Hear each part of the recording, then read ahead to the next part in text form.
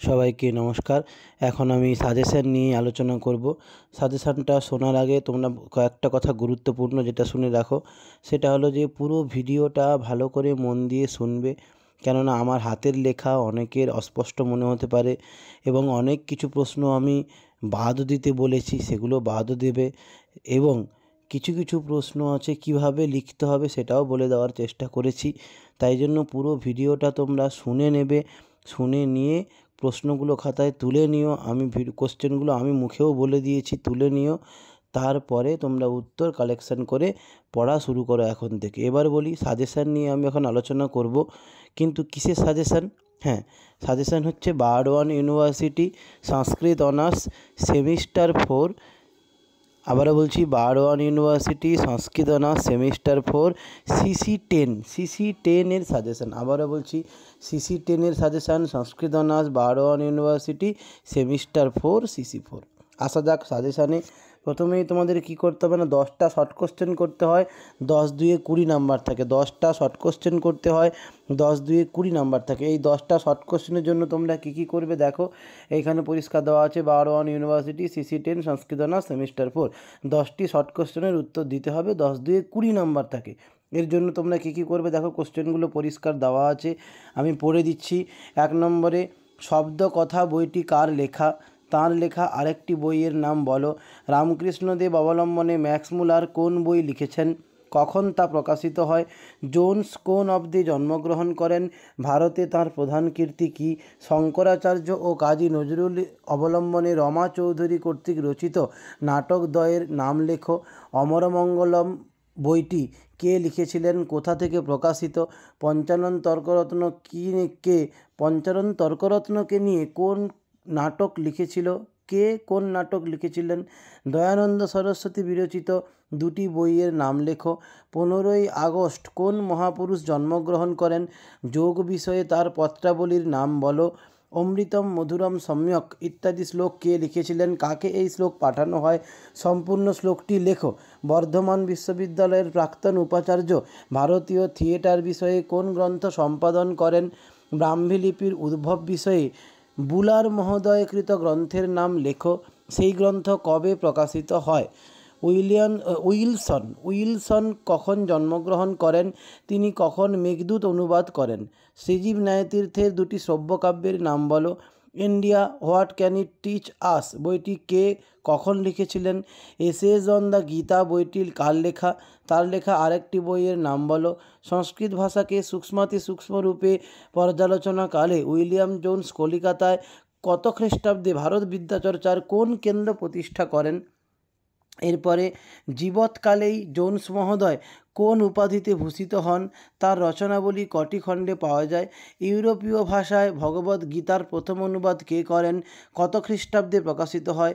বেদের গূঢ়ার্থ অবলম্বনে শ্রী অরবিন্দের লেখা দুটি গ্রন্থের নাম লেখো। এর পরের প্রশ্নটা কিন্তু বাদ, আমি কেটে দিয়েছি, মানে ওটা করতে হবে না। তারপরে কি আছে? পানিনি অ্যাজ এ পোয়েট প্রবন্ধটি কার রচনা?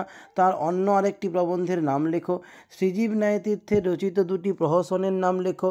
হরিদাস সিদ্ধান্ত বাগীশ কত খ্রিস্টাব্দে জন্মগ্রহণ করেন? তাঁর সম্পাদনায় মহাভারতের সকৃত টিকার নাম লেখো। রমা চৌধুরী লেখা মনীষী জীবনাশ্রিত দুটি নাটকের নাম লেখো। হাওড়া সংস্কৃত সাহিত্য সমাজের প্রতিষ্ঠাতা সম্পাদকের নাম লেখো। তাঁর লেখা দুটি ঐতিহাসিক রূপকের নাম দাও।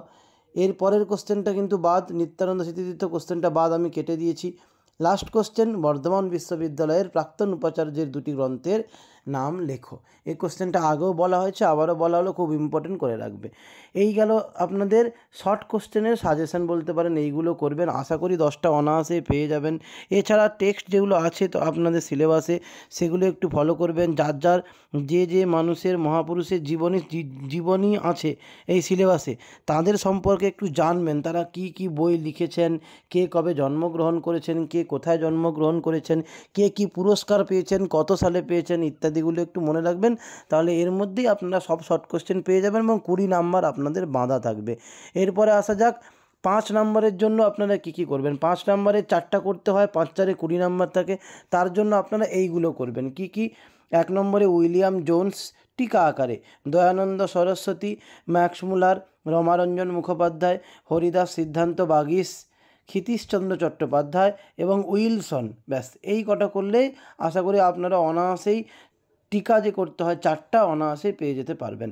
এরপরে কি করতে হয় না, এরপরে আছে লং কোশ্চেন করতে হবে আপনাদের দুটো, 10 2 20 নাম্বার। এই দুটো লং কোশ্চেনের জন্য আপনারা কী করবেন সেখানেও আমি বলে দিয়েছি কোনগুলো করবেন। সেগুলো হলো এইগুলো করবেন। এই দেখুন এখানে স্ক্রিনে দেখা যাচ্ছে, আমি পড়ে দিচ্ছি কী কী আছে। 1 নম্বরে বুলার মহোদয়ের সারস্বত সাধনা বর্ণনা করো। 2 নম্বরে ভগবদ্ গীতার ইউরোপীয় ভাষায় প্রথম অনুবাদ কে করেন, সেই অনুবাদকের ভারত বিদ্যাচর্চা বর্ণনা করো। শ্রী অরবিন্দের বিদ্যাচর্চার বিবরণ দাও। পঞ্চানন তর্করত্ন মহাশয়ের সারস্বত সাধনা বিবৃত করো। হরিদাস সিদ্ধান্ত বাগীশের বিদ্যাচর্চার পরিচয় দাও। ক্ষিতীশচন্দ্র চ্যাটার্জি মহোদয় ব্যাকরণ বিষয়ে কোন গ্রন্থ রচনা করেন, তার সারস্বত সাধনা আলোচনা করো। উইলিয়াম জোন্স কে, তার ভারত বিদ্যাচর্চা আলোচনা করো। উইলিয়াম জোন্স মহোদয়ের ভারত বিদ্যাচর্চা আলোচনা করো। এর পরের প্রশ্ন, India what can it teach us, এটা শর্ট কোশ্চেনে এই কোশ্চেনটা ছিল। গ্রন্থের রচয়িতার নাম লেখো। তার রচিত গ্রন্থসমূহের পরিচয় দাও। অর্থাৎ এখানে ম্যাক্স মুলারের পরিচয় দেওয়ার কথা বলা হয়েছে, গ্রন্থটি ম্যাক্স মুলার লিখেছেন। যাই হোক, এই কটা লং কোশ্চেন করলে আপনারা অনায়াসেই দুটো পেয়ে যাবেন। এই হলো টোটাল আপনাদের বারোয়ান ইউনিভার্সিটি সেমিস্টার 4 সংস্কৃত অনার্স CC 10-এর সাজেশান।